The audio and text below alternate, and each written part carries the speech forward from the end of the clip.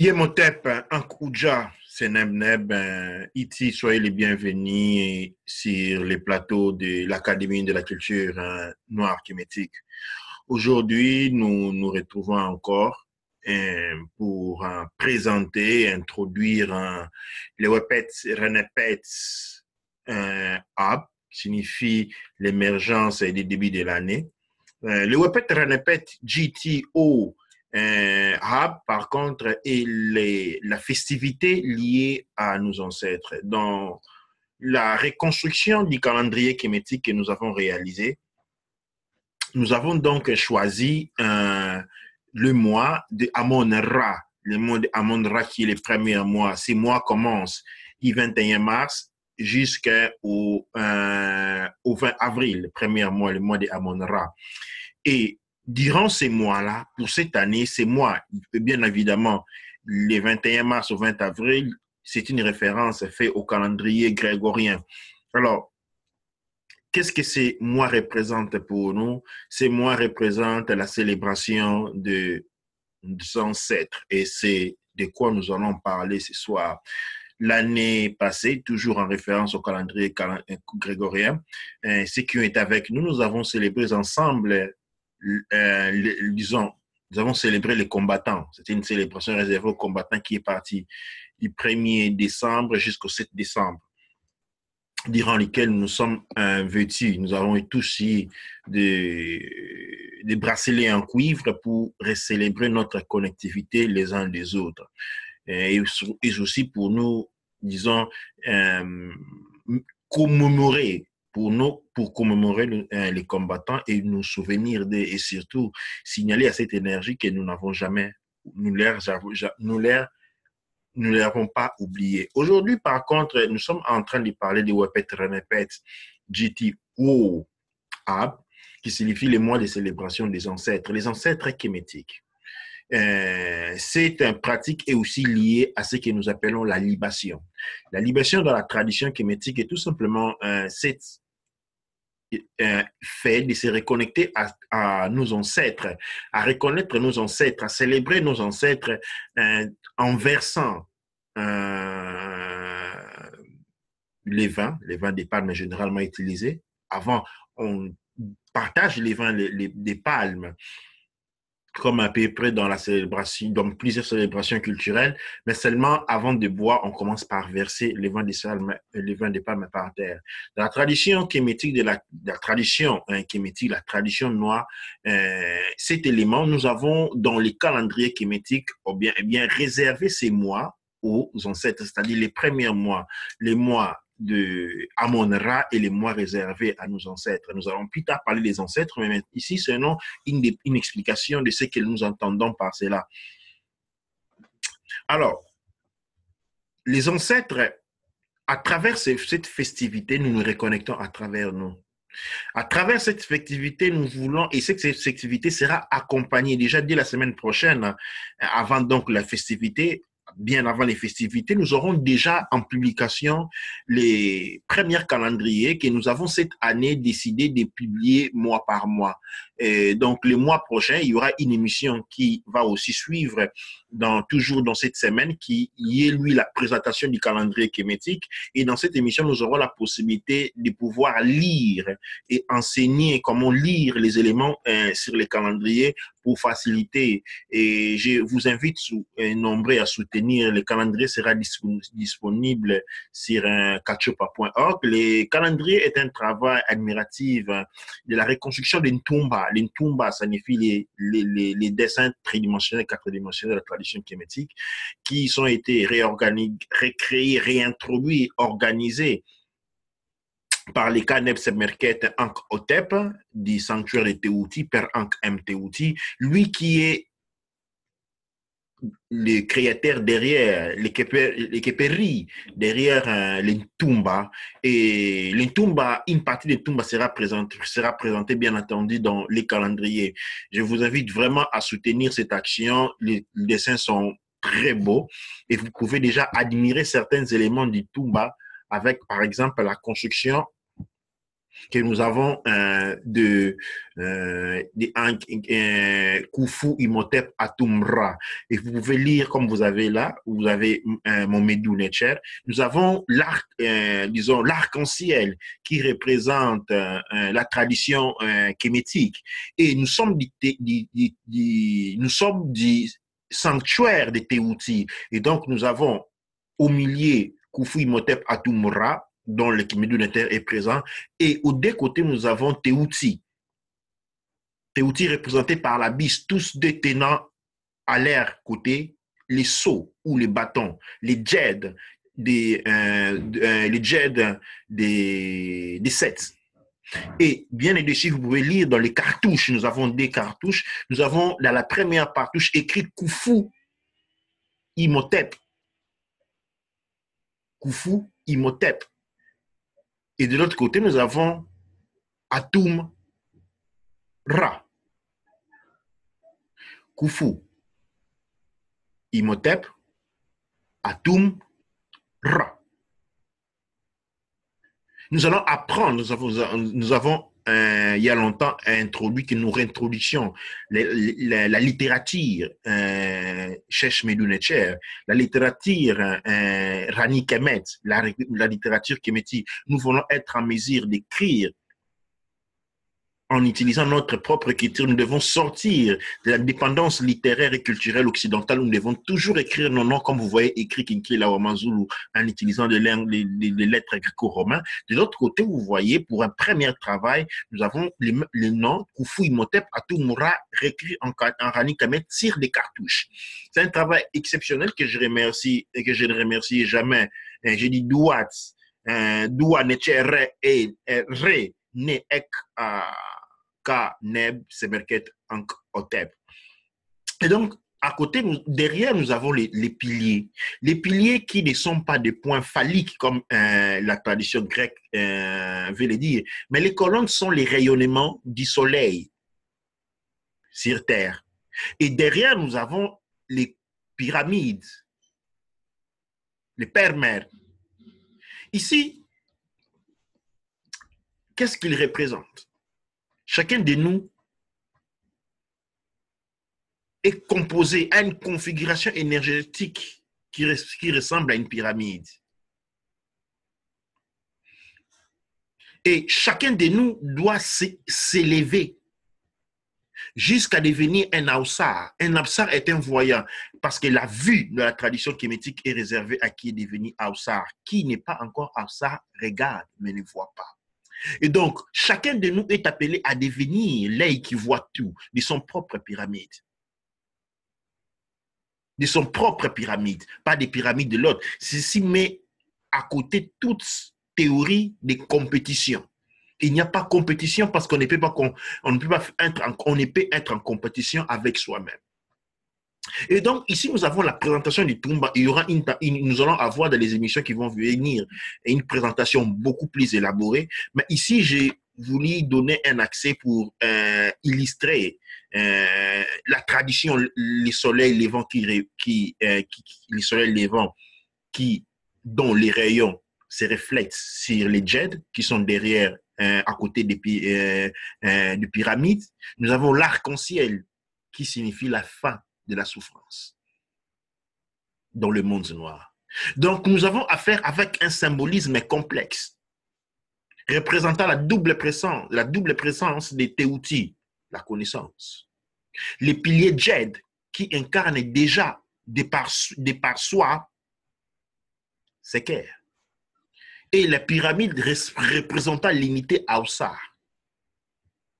Et nous avons une conceptualisation de ces gens qui est aussi illustrée à travers les calendriers qui vont être disponibles. Alors, les calendriers, nous avons décidé de les faire sortir mois par mois. Mais ce qui est du calendrier, nous allons parler dans une émission positivement réservée au calendrier. Pour ceux qui d'aujourd'hui sont plutôt en train de parler de la célébration des ancêtres.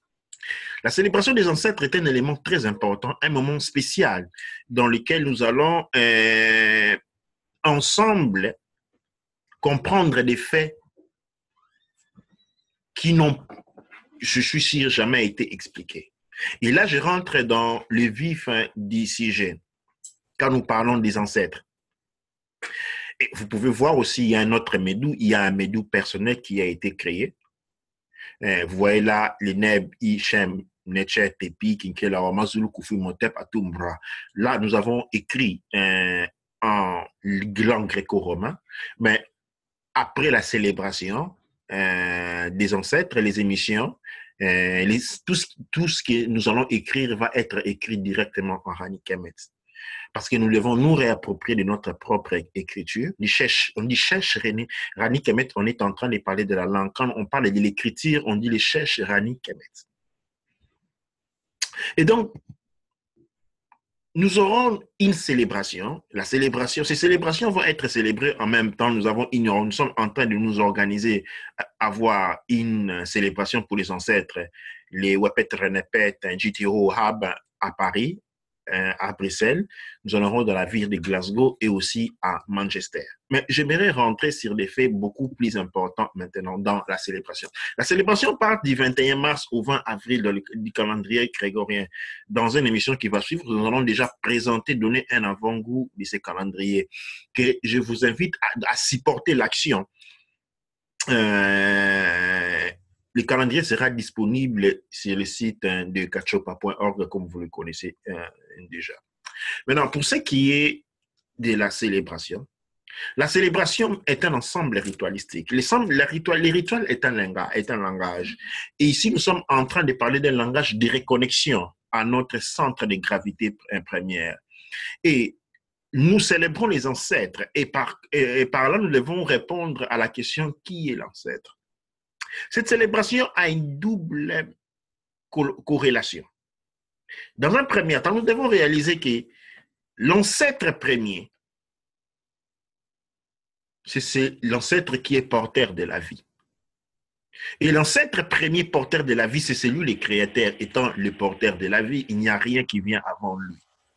Ou disons, l'ancêtre premier est l'ancêtre qui a la capacité de se donner la vie. Il se donne la vie et donne la vie aux autres.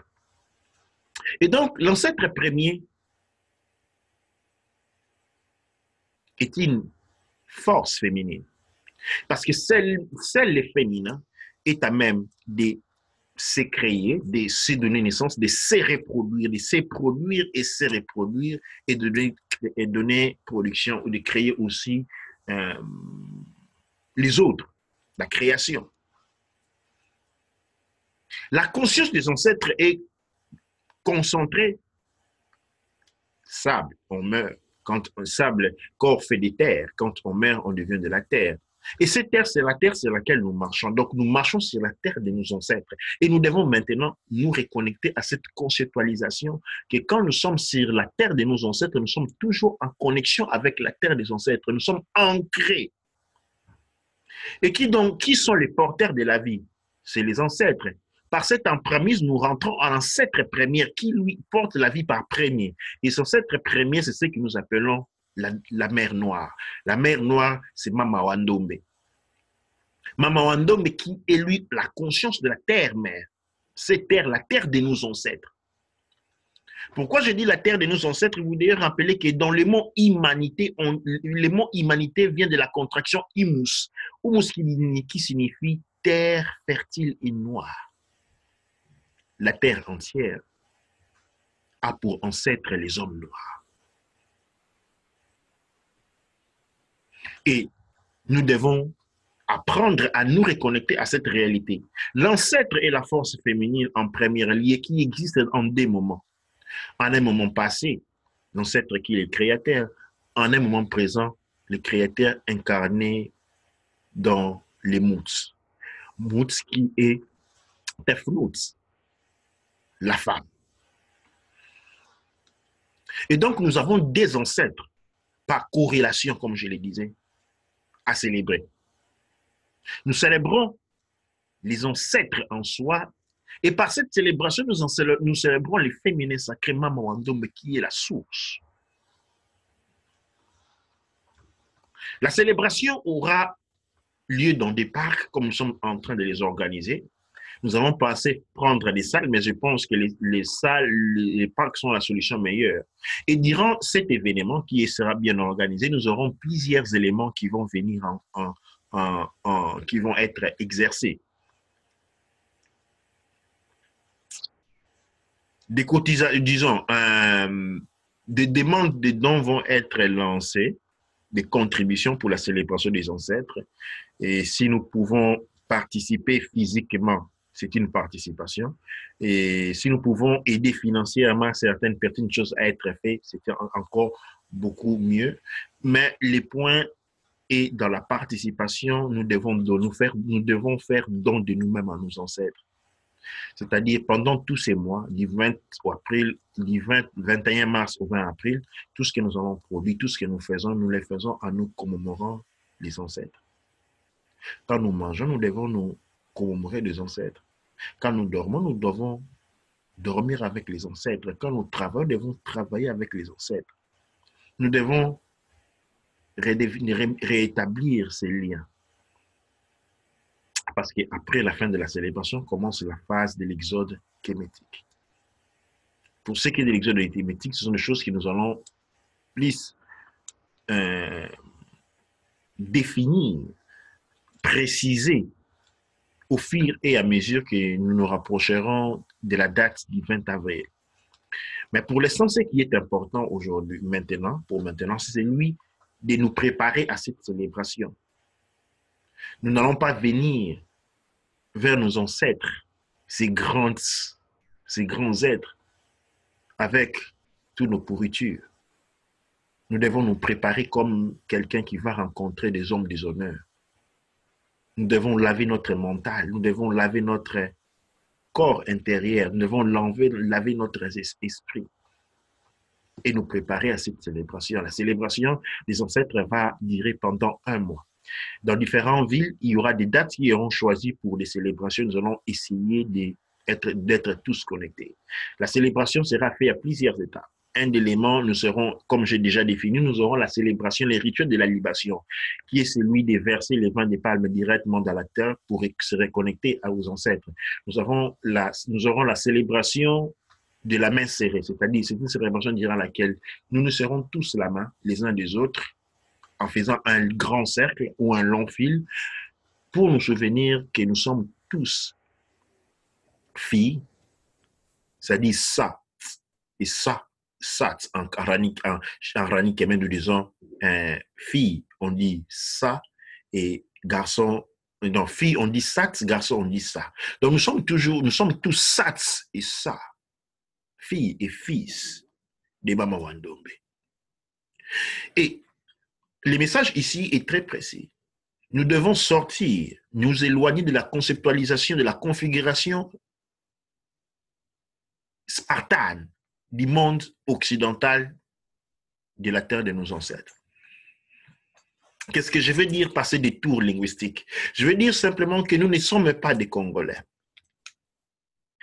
Être Congolais est une identité juridique qui n'a rien à voir avec la personne en soi pour soi. Être Gabonais, Rwandais, Burundais, Zambien, Angolais, Togolais, Ghanéen, Nigérien, ce sont les identités juridiques qui n'ont rien à voir avec nous. Parce que pour ce qui m'en concerne, moi, je suis fils, je ne suis ni Congolais, ni Africain. Je représente la voix de Mama Wandombe. Je suis le fils de ma mère, la grande mère, Mama Wandombe.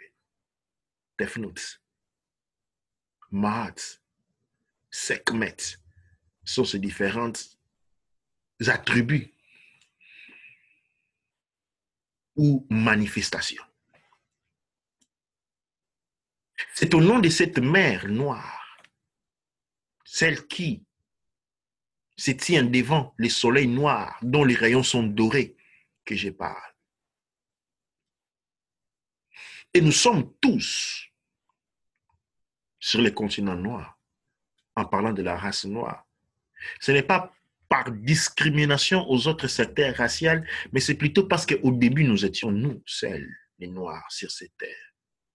Et ceux qui sont venus après, d'une certaine manière, où ils sont nos descendants, du point de vue de la dichotomie raciale, Oui, ils sont venus après nous. Et c'est en ce nom, en parlant, représentant la tradition la plus pure du monde noir, je ne fais pas une omission du point de vue cartésien, mais je fais une omission du point de vue chronologique. Et donc, nous sommes tous réunis dans la conscience de Mandombe. Et Mandombe, aujourd'hui, dans la phase où le peuple noir est dans une perdition sans fin, il revient à travers la voix de ses fils dont je représente et dit qu'il n'y a pas de Congolais, pas de Gabonais, pas de Rwandais, pas de Burundais, pas de Tutsis, nous sommes tous fils, filles.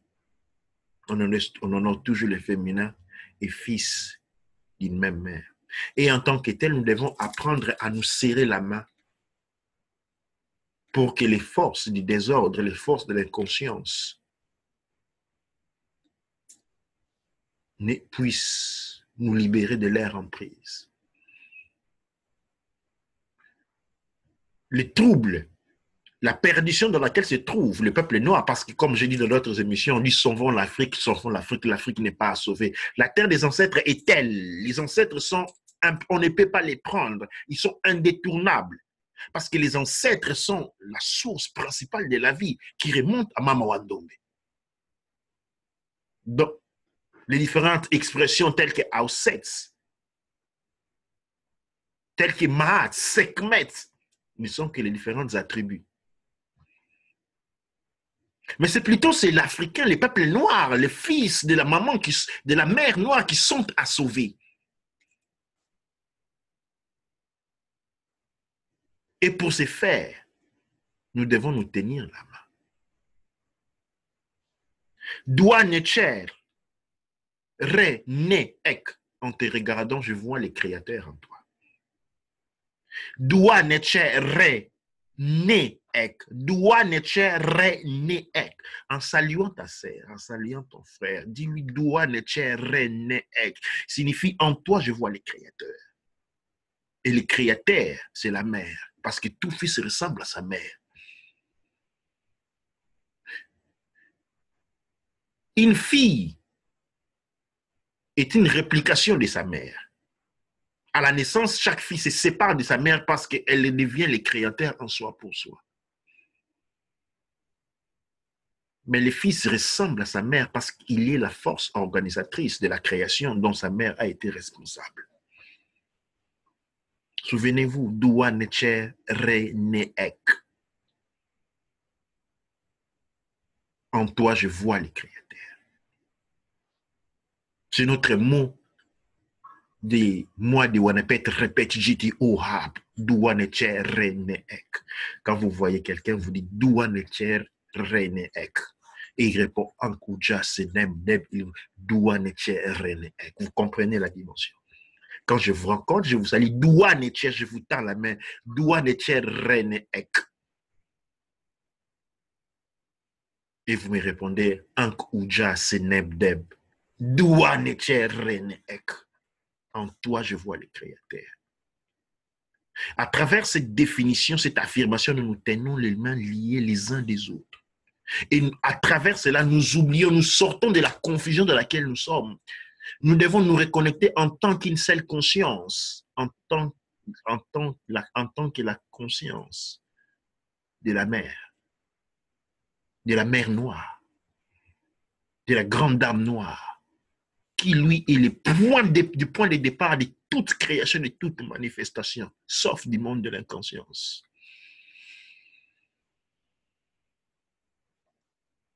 Nous aurons les rituels du nom. Nous allons donner des noms kémétiques. Je l'ai expliqué d'autres fois. Les noms, c'est comme les noms que l'on porte et la demeure de notre cas, la demeure de notre énergie. C'est pourquoi un nom doit être puissant. Un nom puissant, c'est comme quand vous utilisez les mots de passe de votre computer. Quand le mot de passe est faible, on vous signale que le mot de passe est faible, c'est-à-dire facile à être violé. Un mot de nom, un mot de passe doit avoir une certaine composition numérique et des lettres pour rendre difficile ou inaccessible à des intrus.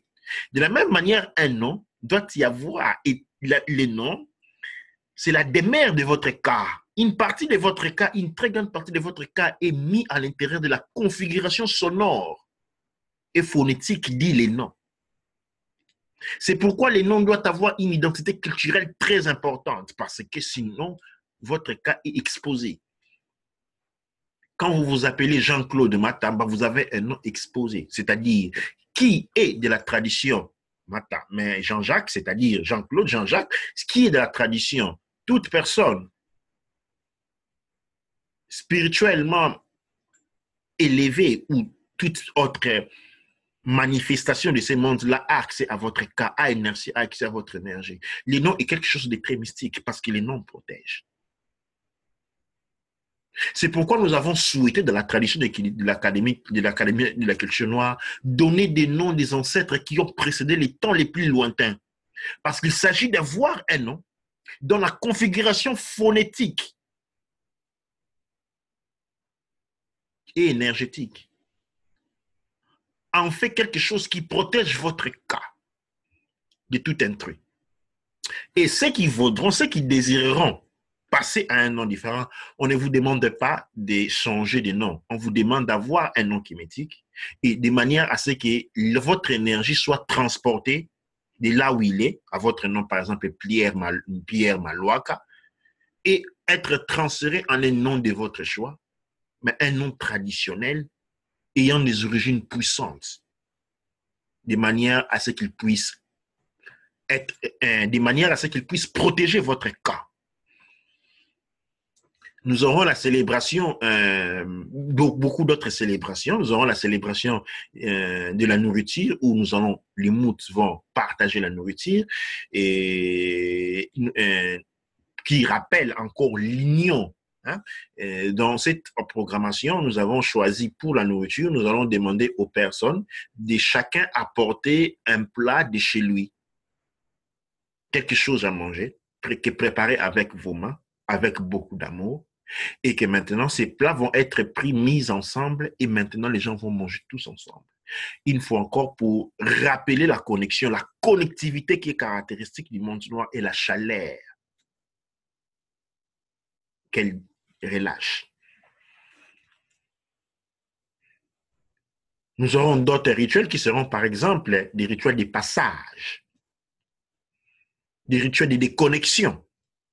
Pour certaines situations, nous aurons des situations où un des conjoints est mort et donc nous allons pouvoir célébrer à travers la célébration des ancêtres les détachements, c'est-à-dire les détachements énergétiques entre celui qui est arrivé au point de connaître, d'expérimenter une autre réalité et celui qui est resté.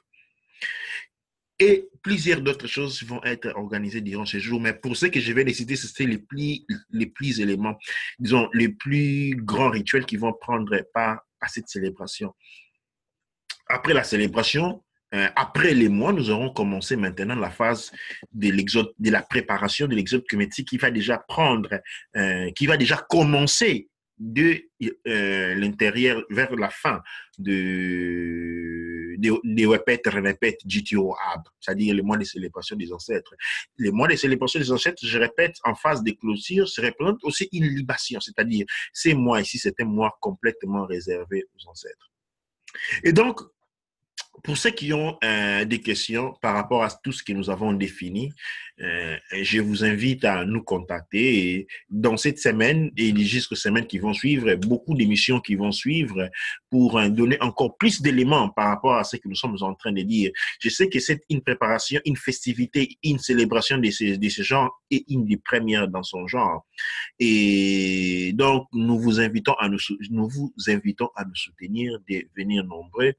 Et là, j'ai donné quelques villes. Hein, quelques villes, ce sont des villes où nous avons des personnes qui se sont portées,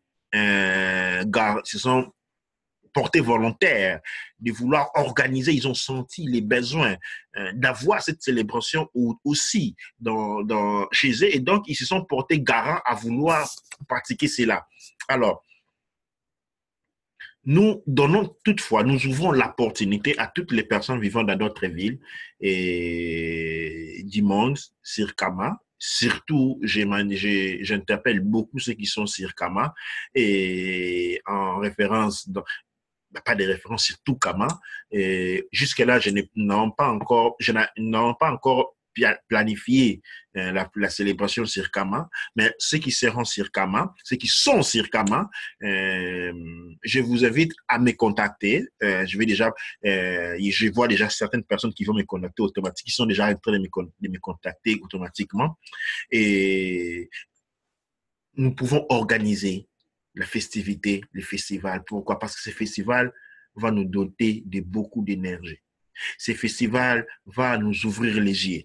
Ce festival, c'est une reconnexion puissante, une opportunité, une fenêtre dans l'océan qui va permettre de nous recharger d'énergie, d'augmenter notre vision. Parce que le monde noir est en train de vivre un des moments les plus sombres, un des moments les plus dangereux de toute son histoire. Et il est important maintenant que le monde noir apprenne à ouvrir les yeux. Et cette célébration de Amon-Ra, c'est l'opportunité juste que nous avons. C'est la juste opportunité que nous avons maintenant de pouvoir nous connecter, de pouvoir recevoir et d'apprendre. Et je reviendrai sur les mêmes choses. Comment nous célébrons nos ancêtres? En parlant de nos ancêtres à nos enfants, en citant leurs noms et en construisant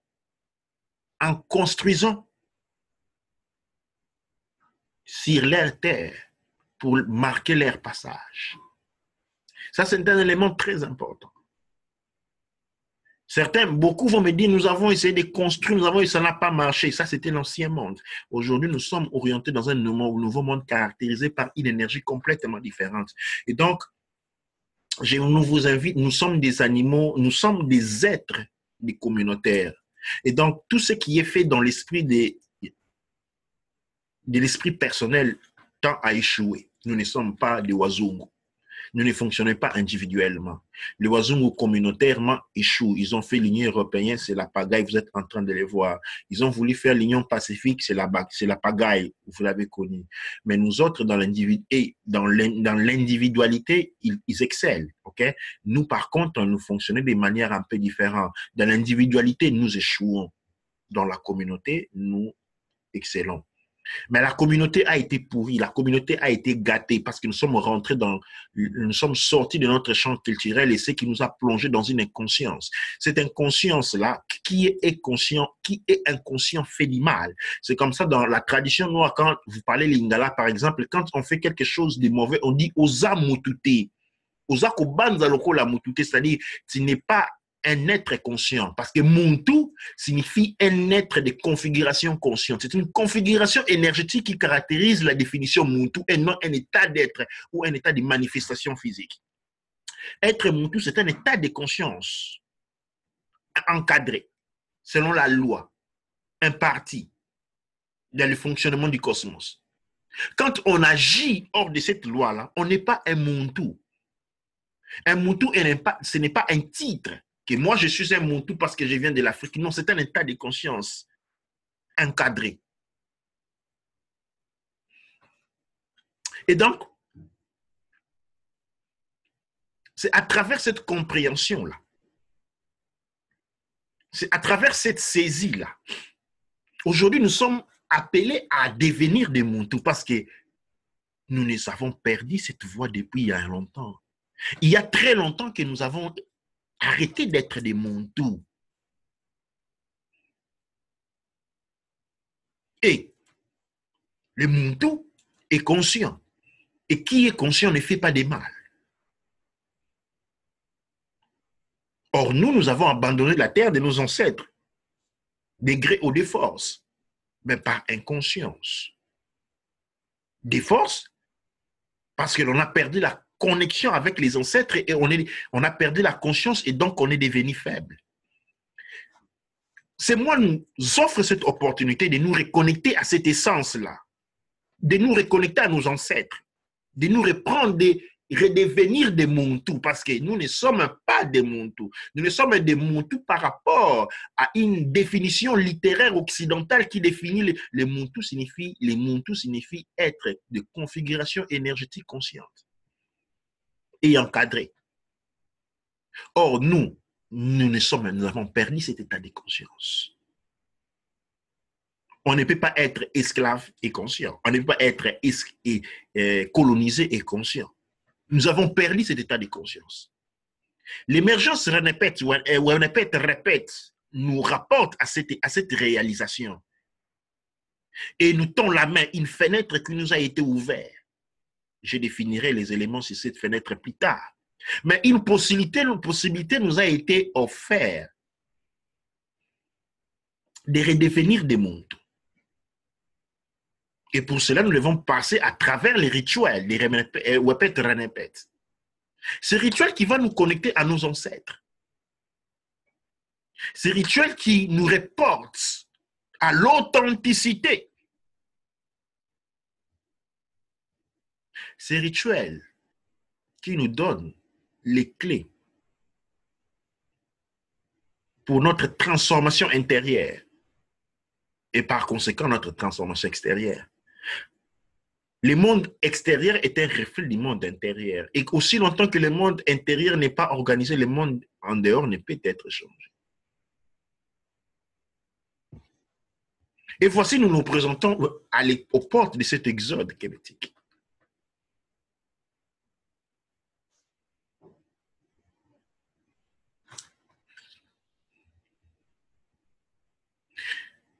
Nous nous retrouvons dans la préparation de l'exode et nous devons nous reconnecter avec nos ancêtres. L'ancêtre, nous marchons dessus, c'est la terre. La connexion a toujours été là. Nous n'avons jamais été détachés de nos ancêtres. Notre langue, notre manière d'être, même nos cheveux crépus, c'est la connexion. Ce que nous avons perdu, c'est l'état de conscience de cette connexion. Et c'est la chose la plus pure. Mais cependant, aujourd'hui, à travers répète, nous sommes offerts cette opportunité de faire ce que nous appelons les res, ges-ek. Nous devons apprendre à nous reconnaître. Et pour apprendre à nous reconnaître, nous devons nous reconnaître seulement si nous sommes en mesure de voir les nous aux autres, dans l'autre. Les nous, en ce moment-là, dans l'autre, ne nous apparaît pas comme nous, mais nous apparaît comme Mama Wandombe, les féminins sacrés. Et donc, aujourd'hui, nous allons parler, c'était notre première intervention sur la thématique en question. Je vous remercie d'avoir été avec moi. Nous allons avoir beaucoup d'interventions, nous allons avoir beaucoup d'émissions, nous allons avoir beaucoup d'invités sur lesquels nous avons traité de l'émergence des ancêtres. Nous allons parler en plusieurs langues. Aujourd'hui, nous avons fait en anglais, nous avons en français, nous allons le faire en lingala, nous allons le faire en kikongo, nous allons le faire en chiluba, nous allons le faire en bambala, à Oussa, en zoulou, à ici zoulou. Donc, toutes les langues, en Kinyarwanda, nous allons voir cette dimensionnalité, nous allons célébrer ensemble. Et je vous quitte en vous laissant ce dernier message qui n'est pas de moi, mais qui est de votre mère, la toute première mère.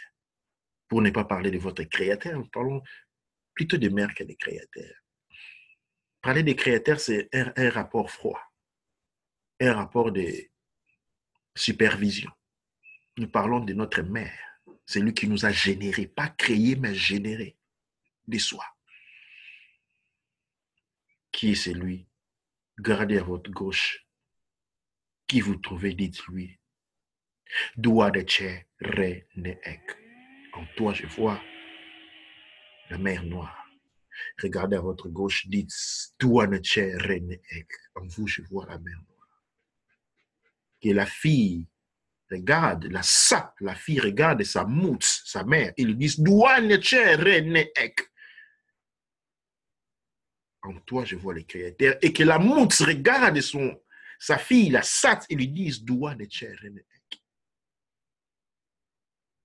Que le père regarde son fils et lui dise Doua ne Tché, Ré, Né, Ek.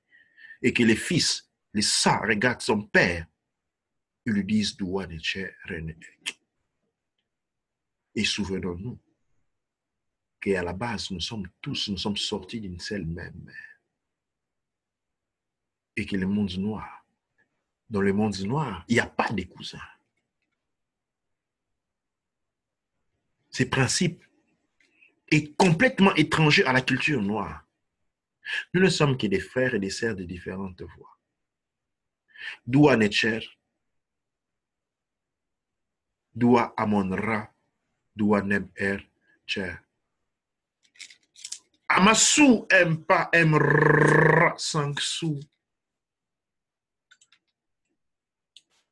Menra Empa Emra.